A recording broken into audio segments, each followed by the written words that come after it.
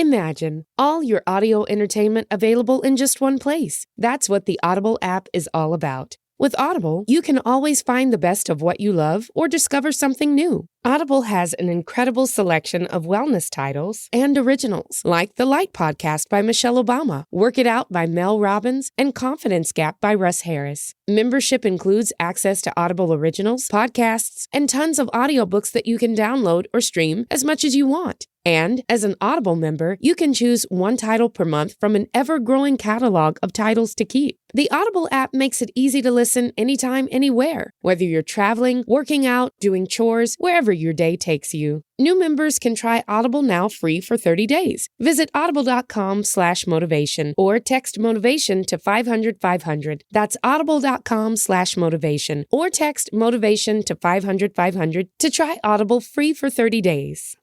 Right here is the myth, the legend himself, Mr. Belfour. What's happening? Good to see you. You told me. How are things? How's the liquor company going? Oh, staying busy, that's for sure. Yeah, good. Lots of booze. That's good. I'm doing my best to drink as much as possible for you. So, right. Well, thank you.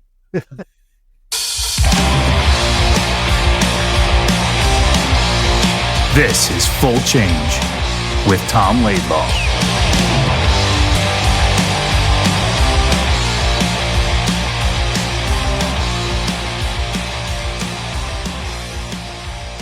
Hey, Tom, today's a special show.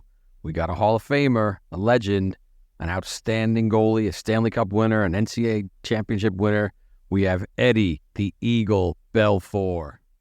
what's up there, brother? How are you? Doing great, Tom. Thanks for having me on today. My pleasure. We've never met before until we played the alumni game, charity game down in Dallas, and Ed was there. So that was a good day. That was a fun time. We got a great alumni room there too, right? Yeah. The Dallas Stars done a great job of putting together the alumni, and Bobby Basson does a great job.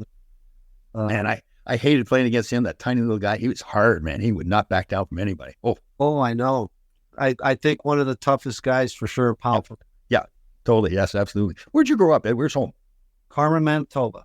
That's right, Manitoba boy, yeah. And then you went to North Dakota, right? Yeah. 86, 87, the Fighting Sioux. We won the NCAA that year, 40 wins, 8 losses. So very proud. Read with all those boys. Every week we talk to each other. Oh, very cool. Who were some of the guys on that team? Tony Herkus, Bob Joyce, Ian Kidd, Steve Johnson, Scott Dubes, Scott Kobritsky. I mean, we had. Yeah. So my senior year, I went to Northern Michigan. So my senior year, we were ranked, North Dakota was ranked number 1 the first half of the year. They came into Marquette, Michigan. We beat them both games, and we were ranked number 1 in the country. But they didn't win in the championship game. We lost their final game to North Dakota. They had a good team, man. They were hard guys, like a pro team. Eddie had a pretty good college year there, Tom. He was 29-4 that season. Oh, is that right, eh? Wow. Yeah, I was a 21-year-old freshman, so a little bit older, more experience. I played 3 years Tier 2 in the MJHL with the Winter Flyers. Did you get recruited a lot by other colleges? No, actually, it was just Wisconsin. They were interested the year before, and then a couple of Division 2 schools that didn't pan out or anything.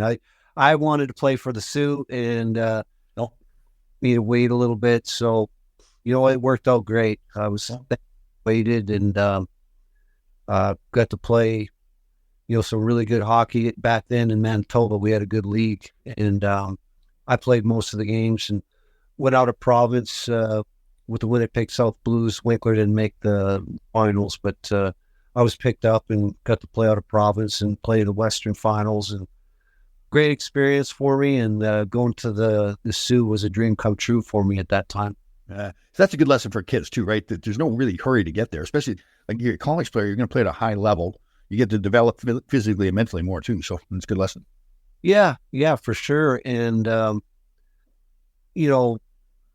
I was hoping to get drafted when I was 18, like most of us were, and we'd love the game, to the core, obviously, and didn't happen. I remember sitting in front of the TV and watching the draft. But not Did you think you were going to get drafted? No, I don't think I mean, maybe a very late round, possibly. Right. At that time, I hadn't played, that much junior hockey, and very overlooked in the MJ back then. And I I didn't grow up playing AAA midget hockey or anything like that either. Right. And you were always a goaltender when you started? No, I started out as a forward, actually. Played forward till I was about 12 years old. Okay. Played defense once in a while. So did Tom once in a while.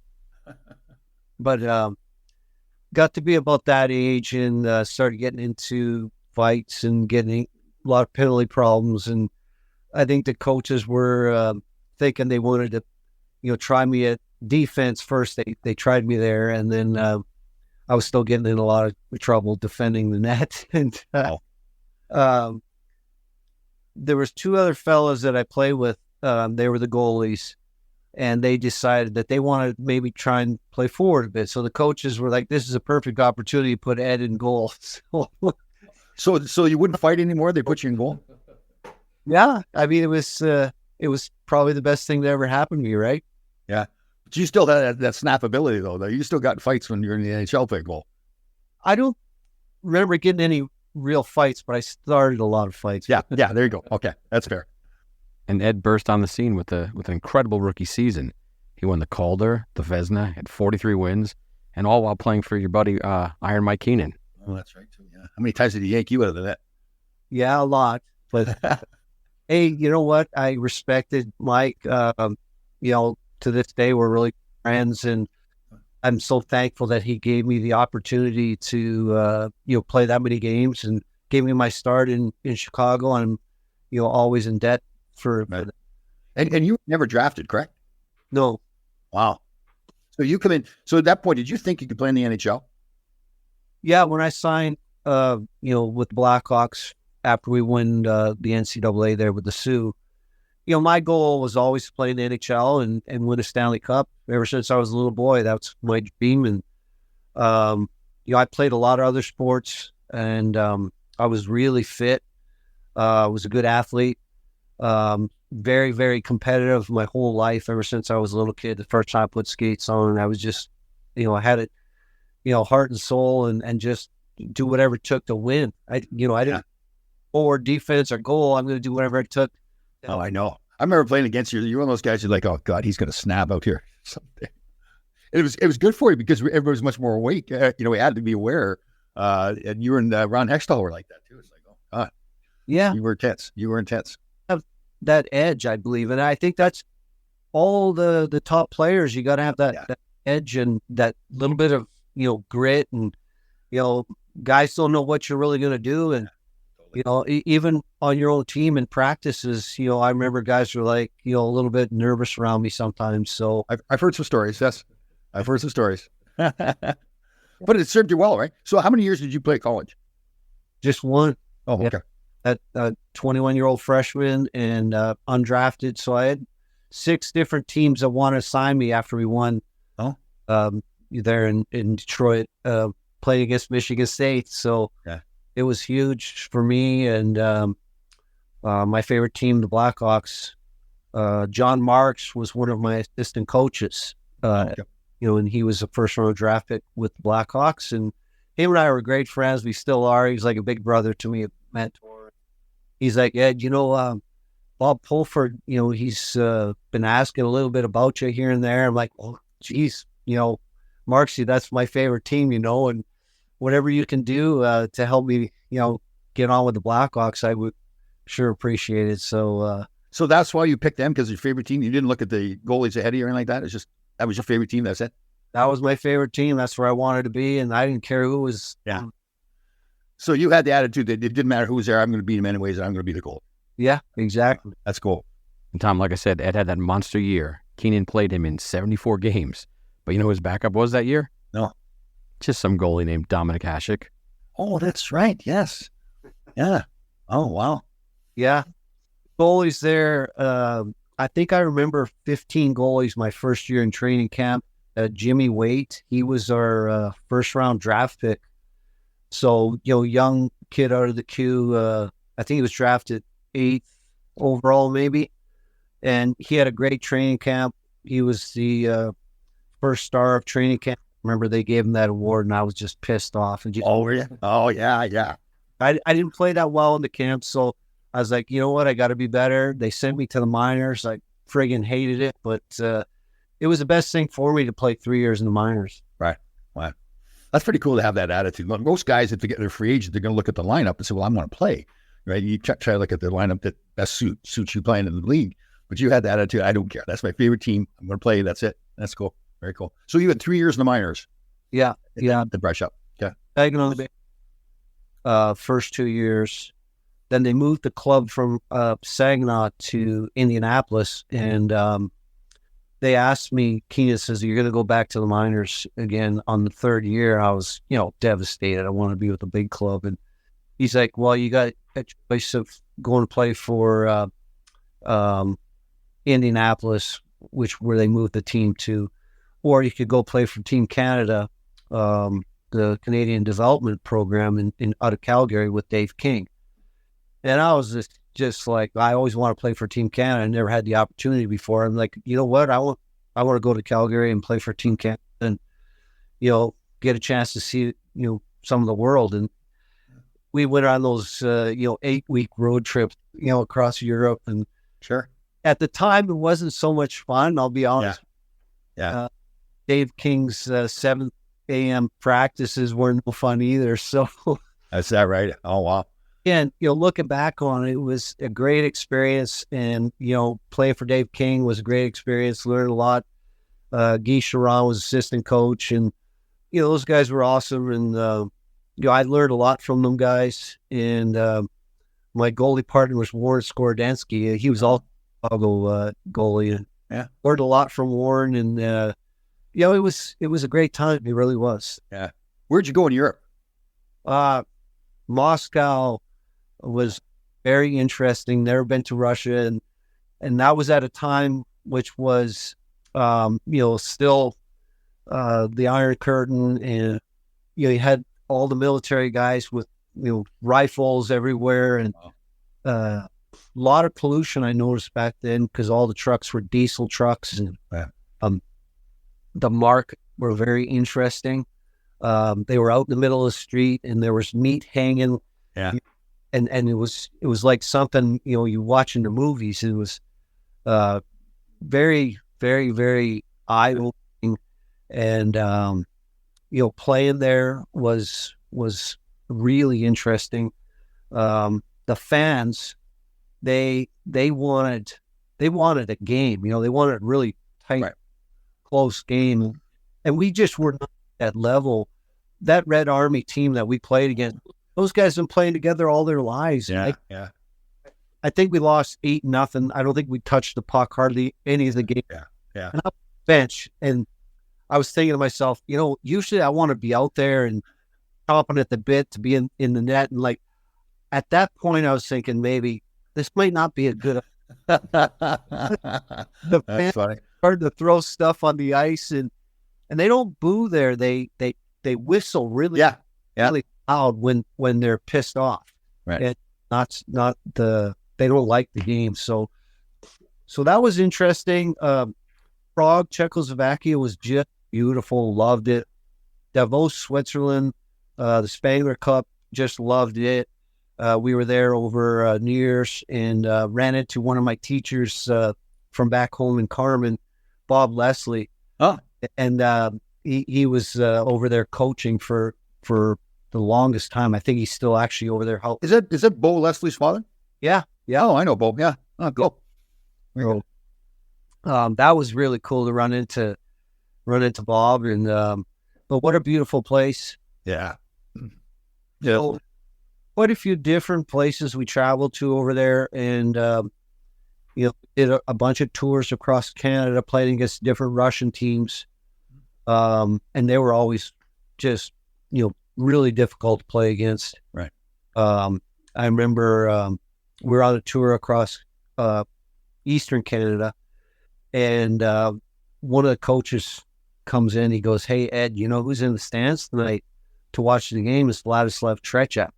Oh, and I was like, "Oh my gosh!" Like that was one of my favorite. Sure. And he was with Chicago at the time, right? No, he wasn't there yet. So this was my third year in the minors, and we were playing these Russian teams, and they were just kicking our butts all the time. And so skilled. And coach comes in and says, Vladislav Tretiak's out there. And I'm like, I got to play my best. I got to put on a clinic for Vladdy, right? And just show him how good I am. And ended up going out there and stoning, and we won 2-1. And I think we got outshot, like it was 45 to like 15 or so. Oh, wow.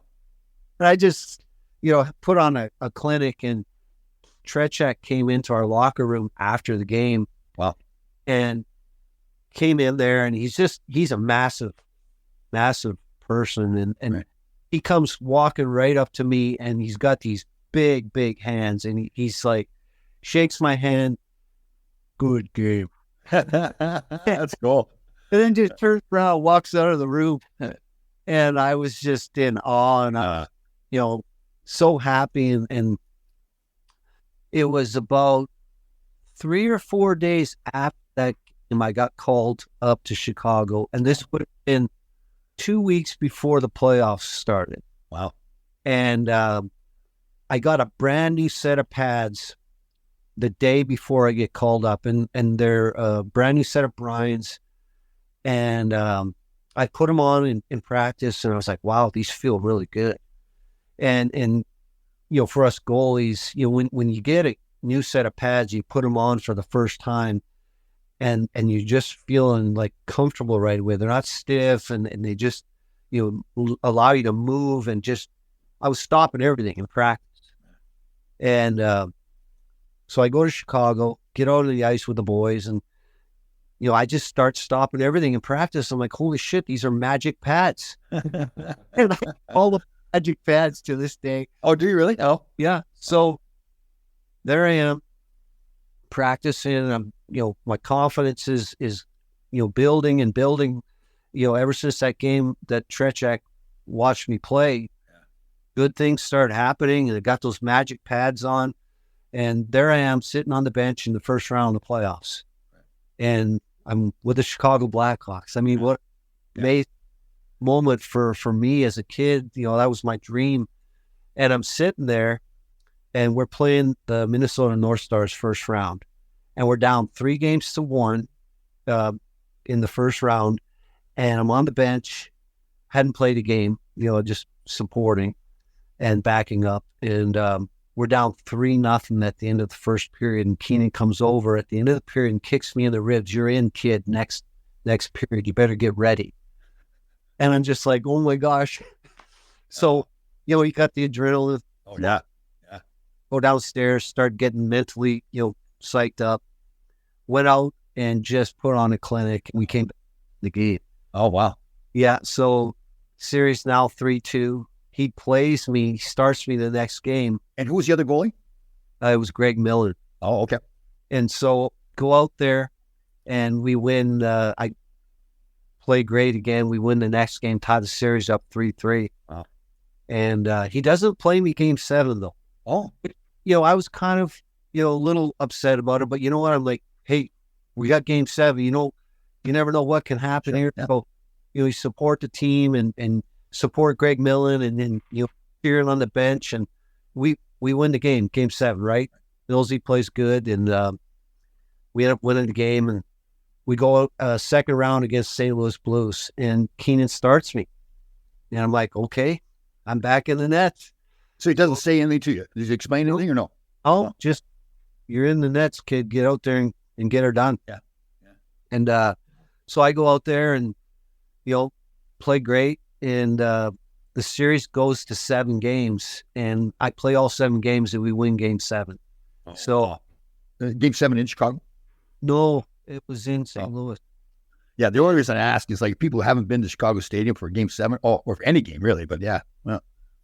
Yeah, so I think it was in St. Louis. It's all a blur, but game 7, I think it was in St. Louis, and then we go to Edmonton for the 3rd round. Okay. And he starts me the first game, and we lose, I think it was 4-2. And I played average. I didn't play great. Edmonton had a powerhouse that year. And Jacques Cloutier was the goalie that I had taken his place because he had a bit of an injury. And so he had healed up from his injury. He came back. And so I played the first game, lost, and then I didn't dress again. After that, we lost the series 4-1, and Edmonton went on and won the Stanley Cup. Right. So that was my big chance to show what I could do Sure. For the Blackhawk organization and Mike Keenan. And the next year, training camp, again, I was just in the groove, and those pads were amazing. Had an amazing camp. And Keenan's like, you're going to be our guy. And one thing leading up to that camp, he had Jimmy Waite and I go to Tretiak's. This is when he hired Tretiak, was that. Okay. And I don't know if he had hired Tretiak before that, and he had Tretiak come and watch me play. Right. And that was the game that he came to see me play when I, put on a clinic, and we won 2-1 before the playoffs when he got called. I don't know if he had hired Tretiak at that point. He might have. Right. Vladdy, I want you to go watch Ed play. But that summer, he was hired by the Blackhawks, or he was already working for them, and Jimmy Waite and I had to go to his camp that summer. In Russia?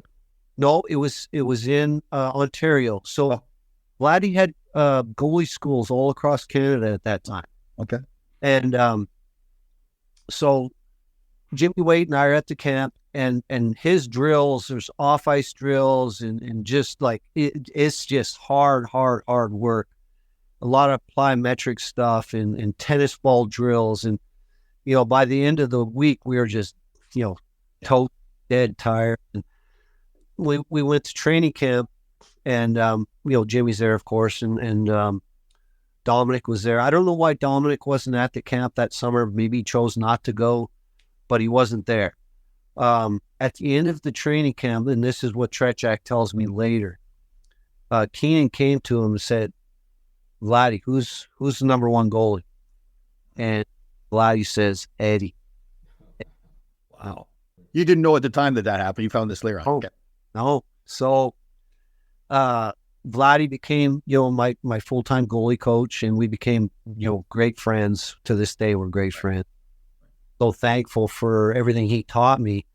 Like you were saying, I played 74 games of the season, and it was just an amazing season, and won all those trophies. And I have Vladdy to thank for that, for sure, and Mike Keenan. Yeah, of course. The fact that a goalie like that of that stature comes up to you after a game and says good job or good game. Yeah. It's pretty impressive that he went off Vladdy's recommendation and made you the number one goalie. Yeah, no, I don't know. I always say things happen for a reason. Yeah. And always been had a lot of faith, and I've always felt God's always helped me throughout my career and my life, and he's always been in my corner. And I thank God to this day for everything I have, for sure. And I believe that he helped me. That's cool. That's very cool. Yeah. Are you a very religious man? I don't go to church all the time. Okay. I do enjoy going to church, over Christmas for sure. And I've just always had a close relationship with God. Cool. I talk to God every day, and, I believe that he gives me my most inner strength, and I'm always so thankful for that. Do you have brothers and sisters? I have a sister, Pat. Is she like you? Does she get the fire that you have? Yeah, she does in her own way. Yeah. Wasn't an athlete, but she's very strong-willed, for sure. There you go. It's a Belfour right there. I want to ask Ed about that 1992 team that went to the Cup and ultimately lost to Mario and the Penguins, because you had two of the all-time greatest personalities in the NHL in Jeremy Roenick and Chris Chelios. But you also had one of the most underrated players to ever play, and someone who Ranger fans are familiar with, in Steve Larmer. Can you talk about that 92 Blackhawks team for a bit? Yeah, for sure. Well, first off, Chelly is one of my favorite teammates that I've ever played with. Yeah. So is JR, but Chelly, he's a special guy to me. He took me under his wing when I was a rookie, really looked after me, taught me a lot about being a professional and then in the game. He's godfather of my 2 older kids. Oh, wow. Him and I talk quite often. I just love the guy. His competitive nature is, he just loves life. He loves people. He can have a lot of fun, but when it comes time to compete, it's like all in, and that's how I've always been too. So like we're like 2 peas in a pod. Yeah. JR is the same way too. Hollywood, they call him, right? Yeah. So, but we had so much fun together, and whenever we get back together, it's just like where we left off, and it was so sad when they started dismantling the team, and JR left first, and then I left, and then Chelly was there for a while afterwards. When it went really sour. Ed, what do you mean went sour there? Well, after they started dismantling the team, they went through a period where they couldn't win hardly at all. Okay. And Chelly was still there, and he was, he's such a competitor. He was pretty devastated, I think, there for a while. And he was telling me, I think there was like 8,000 fans were only showing. Yeah. I mean, how sad is that when, when late 80s, early 90s, you couldn't even get a ticket to the game. Oh, it was a zoo in there too, like 20,000 people all screaming and everything. Yeah. Right. Yeah. And then, Steve Larmer, great guy, great veteran player. He was, back then, the veteran guys were just so amazing. They would just, go out of their way to help the younger players and teach them, the culture of the Blackhawks, and I'm sure that was with the Rangers too, and other original 6 teams. I'm sure that they just were salt of the earth type guys. They loved the organization, they loved the team, fully committed. And you remember back in those days, training camp, you usually had 4 teams. Yeah, and it was do or die. Like it was all out war in those, scrimmages during training camp, 3-a-days. We had, it was, I remember in the locker rooms before getting on the ice, you could hear a pin drop in the locker room. There was no goofing around. It was like gladiators. And, true. It didn't matter if you're a veteran or a rookie or, drafted, free agent or whatever. It was like, whoever was gonna, take the bull by the horns and show them they can aim, that they're gonna have a good ability to make the team. And those guys like Steve Larmer and Doug Wilson, Dirk Graham. Dirk Graham, I forgot about him. He was hard too. Dirk, yeah. Brownie, Keith Brown. I mean, those guys were absolutely amazing teammates, gentlemen. Just, they took you under their wing, and they taught you the right way about team. And really, I'll never forget those guys. And Larms, he's just an amazing player, obviously. And he's one of those guys you could just never tell where he was shooting. And most guys I could tell before they even shot where it was going. But Larms, he had a way of just shifting his body, his hands, and he would cut the puck, and he would turn his wrists over, and you couldn't always tell where it was going. I know. Yeah, he was good. Well, those guys too. He wasn't the fastest guy either, but man, he just always found the right spot. Yeah, he was good. Ed, another thing I want to ask about was in the 90s, every kid playing ball hockey or road hockey or roller hockey was wearing the Ed Belfour mask and the Ed Belfour goal equipment. Did you make a good deal on that? You still getting paid for that? Because, Tom, it was everywhere. I mean, it was everywhere in the 90s. Yeah, no, that was the Bauer stuff. It was pretty cool. I still see it every once in a while when I do a signing, and I'll be sitting there in a liquor store, and you'll see it. Yeah, and an older guy now with one of these street hockey pads, and he wants to get it signed, and great shape still. So it's pretty cool seeing that stuff. I love it. Did you design that? No, I didn't. I love seeing it for sure, and I wish I would have got about 10 sets of the equipment for my kids and stuff. But So how many years did you spend in Chicago? I was there a total of 10. I signed in 87, and I was traded January 26th of 97. You remember that? Saddest day of my career. Is that right? Really? Yeah. I would say, so you felt like that was home, that was your team, right? yeah, I wanted to be a Blackhawk for my whole career and win a Stanley Cup there. And we came close in 92, and we had a really good team, pretty much right up until I was traded. We had very competitive team. And I just felt like I was always going to be a Blackhawk. Keenan brought me up. It was my second year pro, I think it was. He brought me up. He called me up when I was on the bench, when Tony Esposito, Bobby Hull, Stan Mikita, and Glenn Hull got their jerseys raised into the Raptors.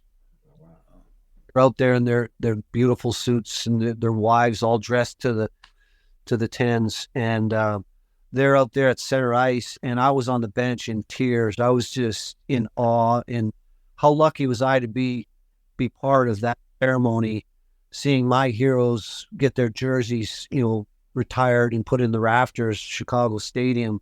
And I think Keenan did that on purpose. I was just going to ask you that. Yeah. You wanted to see that, right? Yeah, he wanted me to see that. He knew how important that was, I think, to me. He knew a little bit about my history and how much I loved the Blackhawks, and that Tony O and those guys, they were my heroes. And so it just, when I got traded, it was just devastating. And I had hurt my back a couple of years before that, so I had a lot of problems for 2 years there. That was the first time I ever missed a game because of an injury. I think it happened in 95, and hurt my back, missed about a week. And then I was like, I can't sit out any longer. Someone's going to take my job, because that's kind of how it was. You couldn't sit out and nurse an injury. Everyone played injured back then. Yeah. And I got back in the net way too early, and I was probably playing at maybe 60%, 50%. And I remember the doctor, looking at my MRI and stuff, and I was with the trainer, and he's like, Ed, your career is probably going to be over at the end of the year, the way your back is. And in my mind, that was just like mind-boggling. I'm like, there's no way. I'll figure this out. Yeah. And when I first learned about Pilates and yoga, so my manager, my trainer, Buddy Voth, a good friend of mine, we grew up together, and he's like, Ed, I started looking into this new thing that's kind of become popular, or it's starting to become popular here in Chicago. It's called Pilates. And he's like, this guy, Joseph Pilates, he created this exercise program to help rehabilitate his own injuries. And I was like, okay, please tell me about it, bud. And, because we got to get my back to where it was, right? Yeah. And, he knew all about the doctor saying that was going to be the end of my career. And we was like, that's not going to happen. We're going to figure this out. Cool. So, getting traded had a big part, I think, to do with the back injury. Who'd you get traded for? I think there was 4 or 5 players from San Jose that went to Chicago, and I think one other guy went to San Jose. I think Ulf Dahlin was one of the main guys. Yep, that's right. It was Ulf Dahlin, Michael Zakora, Chris Terreri, and the draft pick.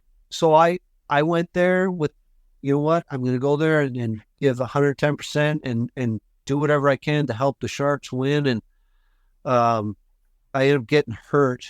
My back was already kind of messed up, like I said. And I think it was in my second game.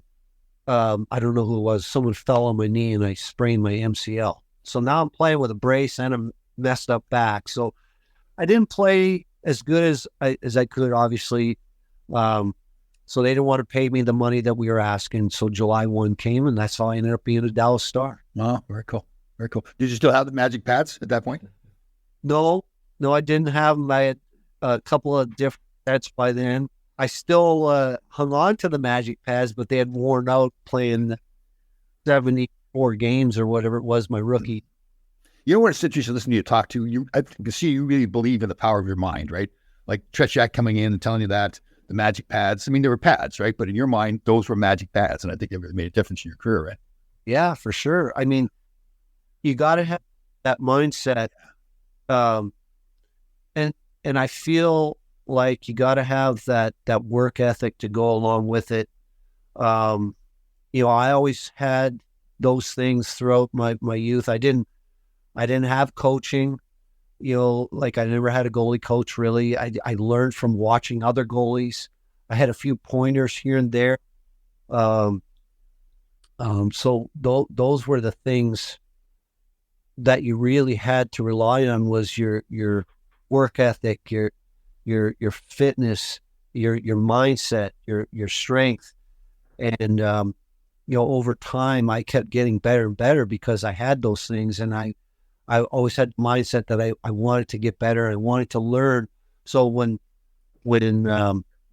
Tretiak became my full-time goalie coach, it was just me. It was just like throwing gas on a fire. It was just, I was so into him and paid attention to everything he said. And he told me little secrets that, I never thought of before. And all his drills were just designed around, how to make it better in the game. And, it was competitive, so competitive, both on and off the ice with Vladdy.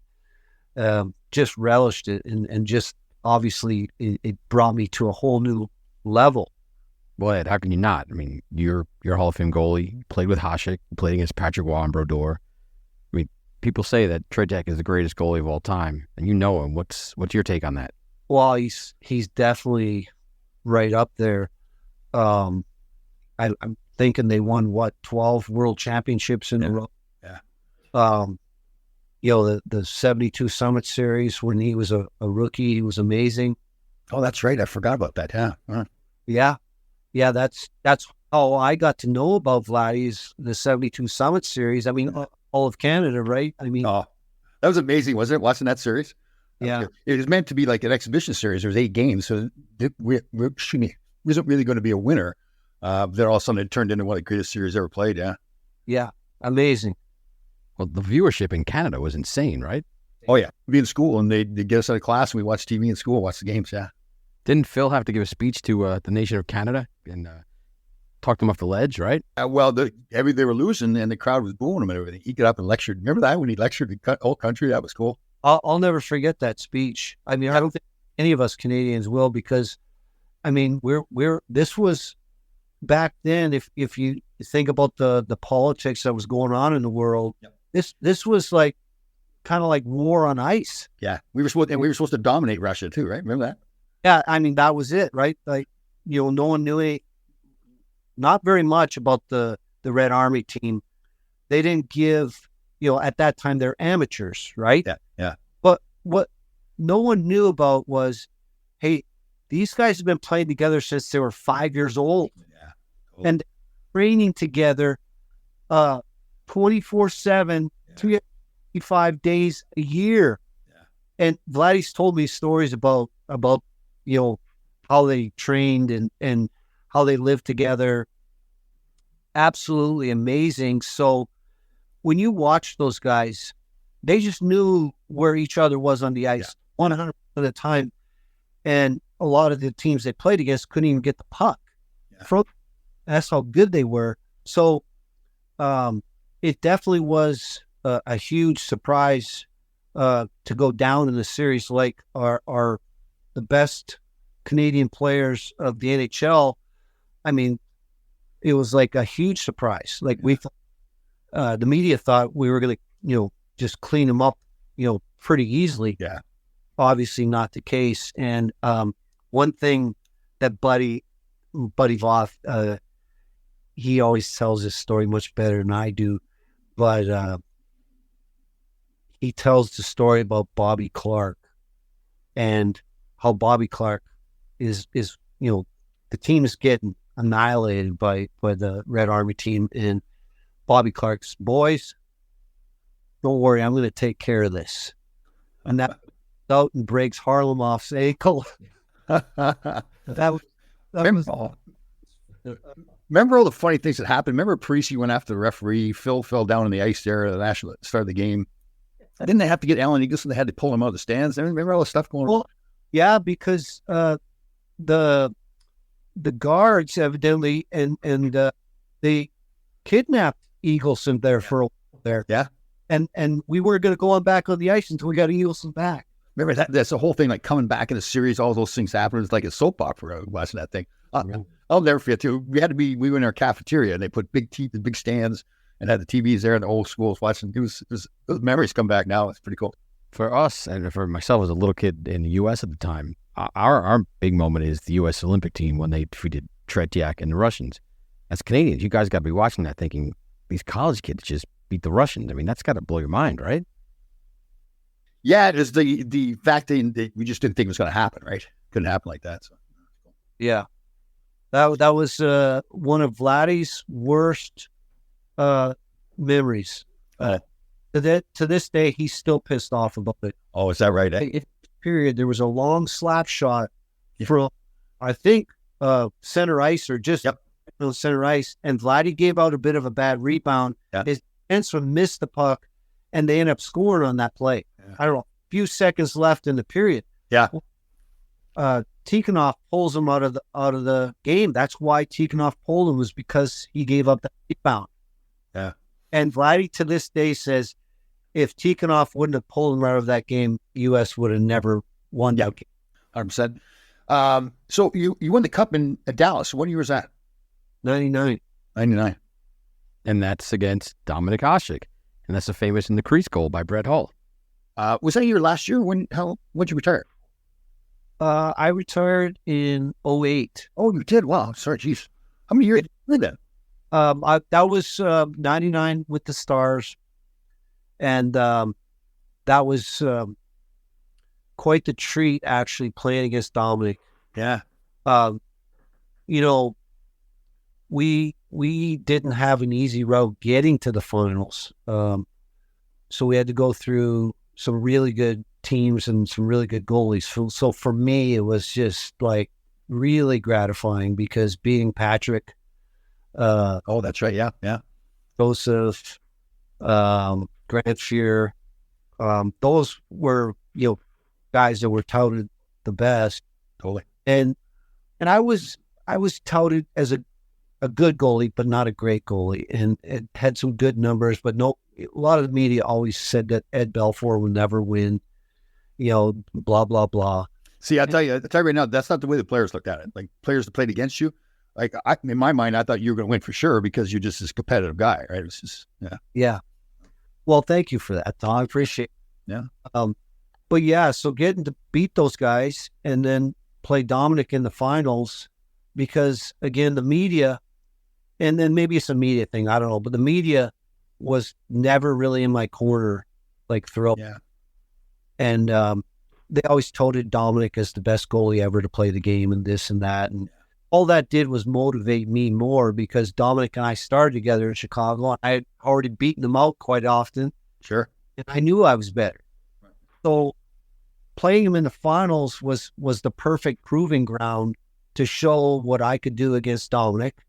And I'm sure he was feeling the same way. Sure. Yep. So it was awesome because it brings out the best in both goalies. It was a great series. I know there was the controversial goal, but if you watch the video replay, it was a legal goal because the defenseman back with Brett, and he maintained control of the puck. So, and we have There you go.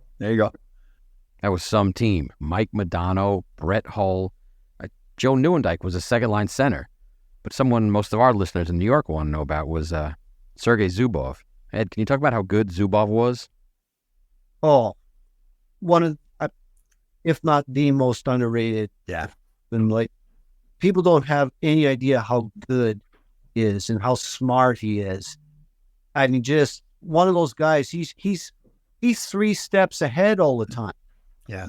He's like a Nick Lidster, right? Same kind of thing, like under control, angles.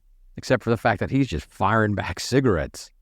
Isn't it funny thinking back? Like I tell those stories now about drinking beer and smoking cigarettes, and the guys are like, how'd you play? But that was just the culture of it, right? It's like a bunch of men living life all out. Like you talked before about Shelley and yourself, live life all out. That was the theory back then. So I tell everybody the story when I was a rookie, and going to Winnipeg was a big deal for me playing against the Jets, and they were still in the league back then, and so I grew up about an hour from there. So all my family and friends and teammates, first time in Winnipeg, obviously came to watch, and I remember after the game, nowadays you have Powerade and Gatorade and all these recovery drinks.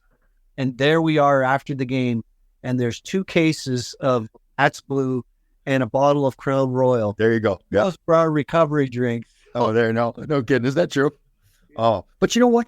I really think people don't believe it, but I don't think it hurt us. I think it helped us. It made us closer all the time.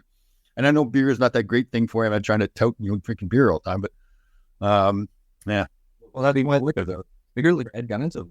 That's right. We got to talk about that. The Belfour Liquors. That's our recovery drink here. I mean, actually, there are some studies about beer, and that it is actually a really good recovery drink. Okay. So we were doing the right thing then. It is. It helps take away the lactic acid that gets built up during the game. So helps. Wasn't that some of the most fun times? Especially like you're on the road, you're out with all the guys together, and you're having a few beers after a game. Yeah. Well, that was also a period when we could go to the bar and mingle with the fans and talk to them, and they just loved talking about the game, and they were fun, and they weren't taking your photo and trying to put you on media and make you look like an idiot. I really enjoyed those times. Yeah. Chelly had DeChelly's Chili Bar. That's right. Yeah. Yeah. And we'd all go there after the games and have some beers and play some pool. And the fans were there. They loved it. I know. And we loved it. Ed, you were in Chicago in the heyday of the Bulls and their dynasty. Did you cross paths with Michael Jordan often? Met Michael quite a few times. Him and Chelly are good friends. And I got to go see him play a couple times. So great guy. He was at Chelly's Hall of Fame induction. So him and I were we were at Gretzky's place and had a great party there, great celebration. And so me and Buddy and George, that's Michael's manager. We're in the back there and we're eating mini burgers together. So that was pretty cool. And just, talking about good times and golf and Chelly, of course, Yeah.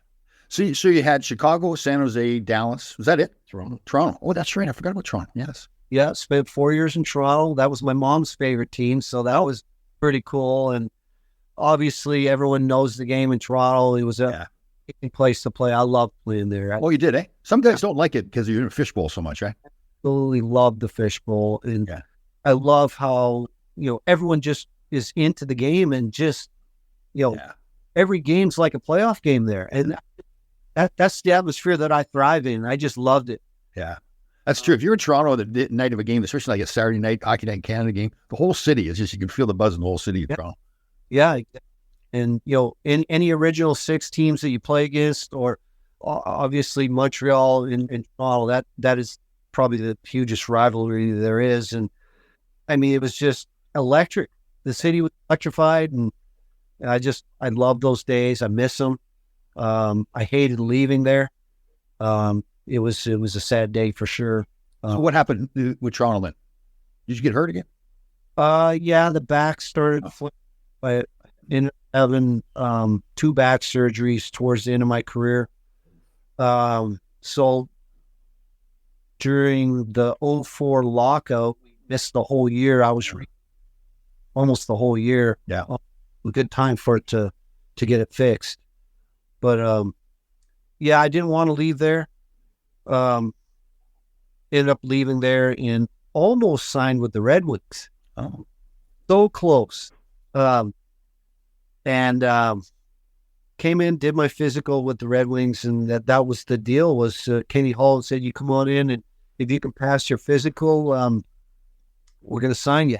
So I had everything negotiated, everything was ready to go, and came in, did my physical. They said, "Yeah, looks great. We'll be in touch." So I think 2 days went by, and Ron Seltzer's my agent, and I'm like, Ronnie, like, hey, what's going on? He goes, I don't know, something weird's going on here again, because this had happened to us one time before with the Red Wings. He goes, let me make a couple calls, and so he calls back. He goes, you aren't going to believe this, but Dominik Hasek's coming out of retirement. I just was going to ask you that. Yeah. He's coming out of retirement, and he's going to play again for the Red Wings. And to this day, I should ask Dominik, but I'm like, that son of a gun. Did he know? I was going to sign with the Red Wings, and he decided that he didn't want, to let Ed come in there. Sure. I bet you did. Absolutely, yeah. You never know. But anyway, didn't sign with the Red Wings and ended up signing with the Panthers. And that, guess who signed me? Mike Keenan. Oh, really? Oh, wow. And then as a 41-year-old, his final season, Ed puts up 27 wins for the Panthers. Mike was, and the coach there at the time, and calls me up. He goes, Ed, I want to sign you. Is your back okay? I'm like, yeah, I'll be good to go, Mike. He goes, okay, I want to sign you, and sign me to a 1-year deal. And I think it was maybe 2 or 3 weeks after he signs me, he gets fired. Oh. So that was kind of a weird deal. I don't know all the details of it, but I heard some rumblings of things I didn't like hearing. But too late by then. So became a Florida Panther, and I went in there and, with the mindset that I was going to try to help them to do the best they could. And I didn't play hardly any games the first half of the season because of the back injury. And they were trying to play one of the younger goalies, Alex Auld. Oh, yeah. So we weren't doing that great for the first half of the year. And then second half of the year, Jacques Martin was the coach, GM, took over from Mike. Jacques came to me and said, Ed, you ready to play? I'm like, Jacques, I've been ready to play all season. Like, Yeah. He goes, well, I'm going to try and play a lot more second half. So played almost most of the games for the second half. I think I played 28 games in a row, which that's since I was a rookie. Right. And at that time, I think I was 42 years old. Wow. But I was still in good shape, really good shape. I still had my game. I was still like winning games and doing really well. My record was pretty darn good for a 42-year-old. We came, I think, within one game of making the playoffs. It was close. Yeah. Then that was it for you? That was it. Got in trouble at the end of the season there at our year-end party, like all of us have. Yeah. And we went out and tied one on pretty good, and I got in trouble. Mickey Beach is a place, I guess, where a lot of people like to go in Miami, and that's where our party was. Ended up having too much fun. We had a private party upstairs in a really cool bar. Made the mistake of going downstairs to check the rest of the bar out, and was not allowed to go back upstairs and got thrown out of the bar. Me and a couple of my teammates got in trouble. Anyway, that didn't go over very well with Jacques, and he decided he didn't want to resign. Okay. And did you try to go someplace else? I think we waited until August, and I definitely wanted to get back, playing the NHL, and I was playing really well. The back was doing good. And Ron Seltzer, he calls me up. He goes, Ed, I got nothing going on right now, but if we be patient, I'll guarantee you something's going to happen. Sure. Yep. And I'm like, well, do you have anything? And he goes, well, I did get a call from a team from Sweden. And I said, well, okay, well, just tell me about it. He goes, it's a famous team called Leksand Stars. And he goes, they're really interested in signing you for some pretty good money. And they're in the second division right now. And they're trying to get back up to the first division. And he explained how that all worked. I didn't know how that worked. But so I said, hey, tell me more about the area, the league, this and that. So it intrigued me. And I looked up the team and the team, and they're a very famous team in nice small city. And no calls were coming in from any of the teams.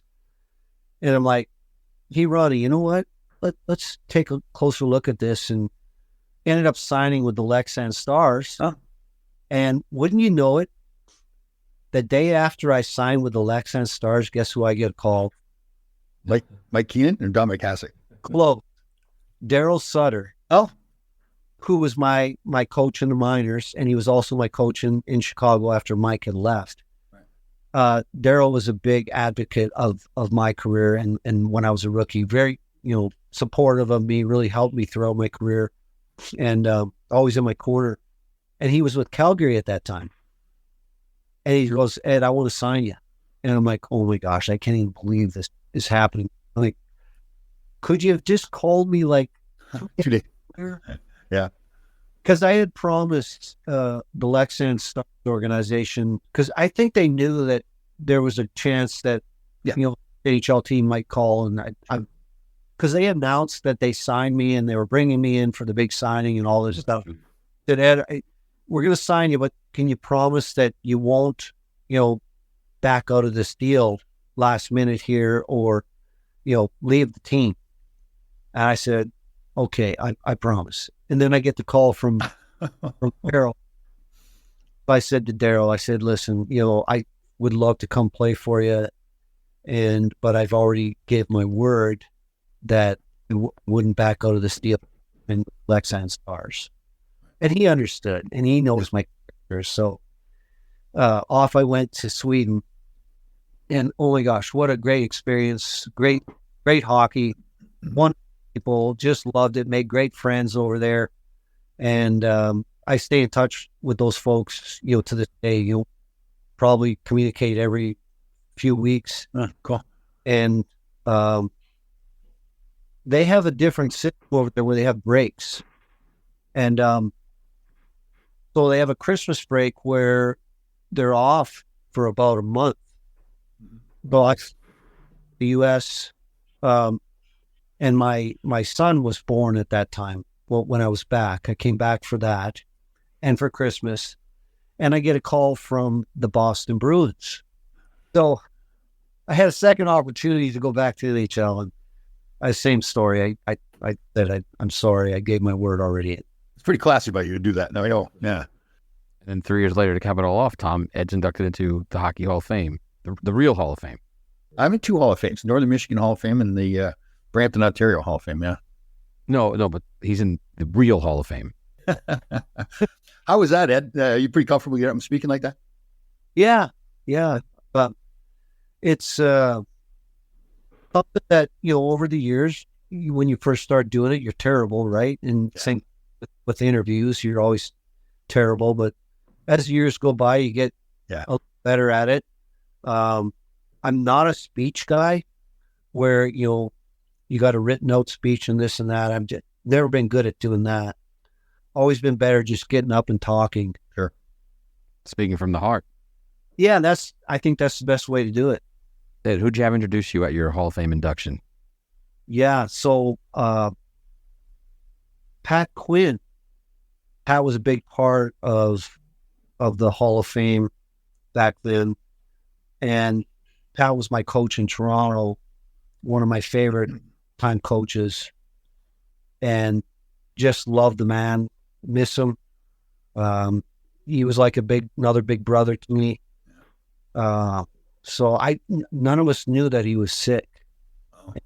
that was a sad thing to find out after the fact when he passed away. And I think that's maybe one of the reasons why they had changed things up there in Toronto and brought in, because Pat was doing the GM role and the coaching role, and doing a fabulous job of it. Like, we were so close those years that I was there. We ran into a really good team both times, losing to Philadelphia. They had a really good squad back then. We ran into just a better team, and we had a couple of injuries that were hurting us. Matt Sundee was hurting. He was our horse. But Pat Quinn was such a amazing coach, amazing person. Like I said, huge for time in Toronto and for the Hall of Fame. And so, Ed, now you get your liquor company going. What's it called? Belfour Liquor? Belfour Spirits. Good. Can people order that online? Yes. Yeah. BelfourSpirits.com. And you'll see our bourbon and rye whiskey on there. That's what you have, bourbon and rye whiskey? Yeah, we have both. Yeah. Got a tequila yet? Nope, no tequila, just bourbon and rye whiskey. And where's it made? Right there in Dallas? Nope, we actually have contracted out of North Carolina, but we're getting ready to build our own distillery. We'll be doing all of the production ourselves. That's always been our goal, but it's not an easy one to achieve. Finding the right location and putting together the plans for a distillery. There's a lot that goes into it. Right. And your children are in that with you? Yes, they started. We started this 9 years ago. Oh, okay. Keenan and Reagan really, helped me a lot getting this going. Up until this year, they've been with the organization and they've decided to move on and do some other things. Okay. So that's okay. I'm very thankful for what they've done for Belfour and help getting it going. And they've been, very integral part of building the brand and, helping create the amazing flavor profiles that we do have. We've won double golds with our products. And wow, very cool. Yeah. You do it right all the time, don't you? You go all out. Yeah. Yeah. Just like hockey career, from the time I wake up in the morning until I go to sleep at night. Yeah. I do all day long. You can see in the background here with some of our products. This is my favorite one. And you can see. Oh, nice. You see the top? Stanley Cup. There you go. Because we can't, but we call it the Belfour Chalice Cup. So it's very dear to my heart because this represents the first 12 barrels of whiskey that we produced. And Dane made these himself. The whiskey inside this bottle is rye whiskey, and he made the first 12 barrels himself. He did an internship at Woody Creek Distillery in Basalt, Colorado, and I researched the mash bill for the rye whiskey. Those barrels. He called me. He goes, "Dad, oh my gosh, the whiskey, the White Dog. So when it comes off the still, it's white in color." He goes, "The White Dog is amazing. It's so floral. It's just so easy to drink." And it was like right around 120 proof is what we put it in the barrel at. He's sipping on the White Dog, and he had tears in his eyes. He was crying. He was just so proud and so excited about it. And I was too. I wish I would have joined him with that White Dog, but that's cool. It's done amazing for us. Our Texas pecan finished bourbon is our best seller. It's done amazing for us. And we've won awards with every one of our products. So that's strong. Very cool. Very cool. Ed, I got to tell you, and I mean, this is a total compliment to you. We never really knew each other. We met in Dallas a few months ago, but you kind of judge people right from a distance. There's this crazy guy got in trouble off the ice a couple of times. He's always like starting scraps on the ice. Like, you really impressed me with your preparation, how you viewed the game when you played, the desire to go to Chicago, even though you didn't look at the other goalies there. You just wanted to go to Chicago. That was your team. And even to stay in junior and then finally go to North Dakota because you want to play on that team as well. So you've really impressed me, and I'm really glad we got to do the show. So thank you very much. Yeah, well, thank you so much for having me, Tom. It's been a real pleasure, and I always love talking about hockey and old. Yeah. And of course, the bourbon and the rye whiskey is new passion. Yeah. Part of what we do. I've always, like all of us, Tom, we've always given back to our communities. Yeah. Charities we've always been involved with. On my mask, I always had the Make-A-Wish bone on the chin of my mask. Always supported the Make-A-Wish kids, had parties for them, always had tickets for them at the games. Oh. And that's a big part of what Belfour Spirits does too, is we give back to charities, and we always will. One of the things I love about one of my heroes, Paul Newman, him and his daughters created all those brands. Yeah. And today, I think they've given back over $600 million to charity. I didn't know that much. And my goals is for Belfour Spirits to give back like that. Very cool. Excellent. Again, Belfour Spirits. You can go to online, anybody. BelfourSpirits.com. And Ed, one question before we let you go. Where is the ring? Oh, it's in the safe. I honestly, I don't wear any rings. Canada Cup, gold medal. Oh, he's just flexing now, Tom. Yeah, there you go. Flexing on you. LA. I don't wear them because I'm so afraid of losing them. Right. Yeah, and it's been an amazing journey, I will say, and I've been so blessed and so thankful to be part of such a great fraternity, like yourself, Tom, and when we get together and start talking about the old times, it's just awesome. It is fun, isn't it? Yeah. Great to have you on the show again. You really impressed me. We got to know you over this last hour or more than an hour. Very impressive, man. Good job, buddy. Thank you, Ed. Well, thanks, guys.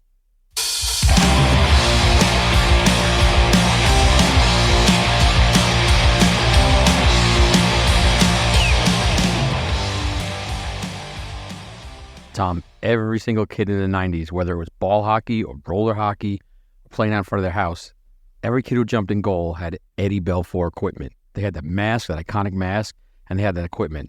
I don't know, he said he didn't do so great, but he must have done all right because that equipment was everywhere. I told him this on the show too. It's amazing because you watch a guy from a distance, you really don't know him. He's got trouble off the ice a couple of times and he's a wild man on the ice. He's a pretty thoughtful guy, like really. Yep, thoughtful, determined, he has strong faith. And like you, he doesn't like taking no for an answer. Yeah, he talks about on the show, but his decision to go to Chicago, I want people to listen to that. That was pretty cool because a lot of players only want to go someplace where it's going to be easy to play. Yeah, he mentioned it. He had this real strong determination. Yeah. He went undrafted, wins the national championship in college, and goes on to this amazing Hall of Fame career. What a career. Think about that. Undrafted. And talking about how he waited to go to college because he wanted to wait for a better time. So he just played 3 more years junior. I don't think I've heard any other kid say that. Or person say that. What stood out for me was that Mike Keenan, and whatever you think about Mike Keenan, he left it up to arguably the greatest goalie in the history of hockey, Vladislav Tretiak. He said, you tell me who the starter is. And Belfour gets picked, and he goes on to have this career. And his backup was Dominik Hasek. And then their careers are intertwined throughout, which is pretty amazing. Even the story about Detroit, Hasek came out of retirement. I bet you he did it on purpose. He didn't want Belfour there. And Hasek eventually got his cup there as well. Yeah, that's a good show. He's a really thoughtful person. I'd not met him before. He just had that opinion of him from the distance. It's pretty cool. Man, what a career you think about that, right? Not drafted, Rookie of the Year, Vezina, Stanley Cup, Canada Cups, National Championship in college, Hall of Fame career, 484 wins. Incredible. Cool. It's cool. And if you like that episode with Eddie the Eagle Belfour, and if you like Full Change in general, please leave us a comment, like it, share the podcast, tell your friends, tell all your friends. Leave a review on Apple. There's been some great reviews on Apple, so thanks for that. And spread the word around. And if you'd like Tom to come to your event and speak, or perhaps pull a cow out of another cow, hit us up at fullchangepodcast@gmail.com. All right, everybody. Have a great day.